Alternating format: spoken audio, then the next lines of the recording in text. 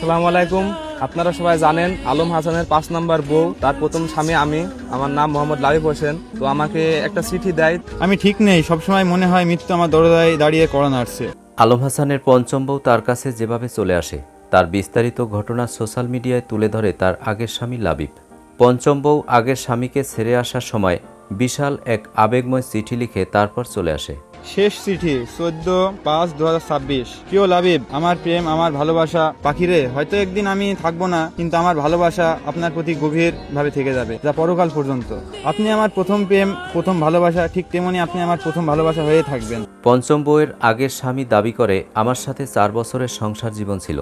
এভাবে হঠাৎ আমাকে একা রেখে চলে যাবে তা আমি কখনো ভাবিনি। সেই চিঠি লাবিব পড়তে যেয়ে অনেক আবেগী হয়ে যায়।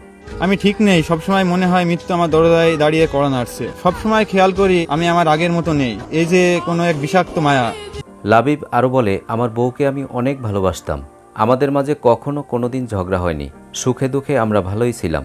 আমি তাকে অনেক যত্নে রাখতাম। আমি তাকে দিয়ে কোনো কাজ করাতাম না। এখন দেখি সে অনেক কাজ করে। আমি আরও বিশ্বাস করি আমার বউ আবারও আমার কাছে ফিরে আসবে। তার জন্য আমার দরজা সবসময় খোলা থাকবে। যে ব্যথায় আমি আমার জীবিত কবর দিচ্ছে, জীবন যুদ্ধে লড়াই করার শক্তিটুকু আমার নেই। একটা মেয়ে একটা ছেলেকে অনেক পরিমাণ ভালোবাসলে এই চিঠিটা লেখে। দর্শক, কেমন লাগলো আজকের আপডেট পেয়ে অবশ্যই কমেন্ট করে জানিয়ে দিন। আর ভিডিওটি যদি ভালো লাগে লাইক কমেন্ট সাবস্ক্রাইব করে আমাদের পাশে থাকুন।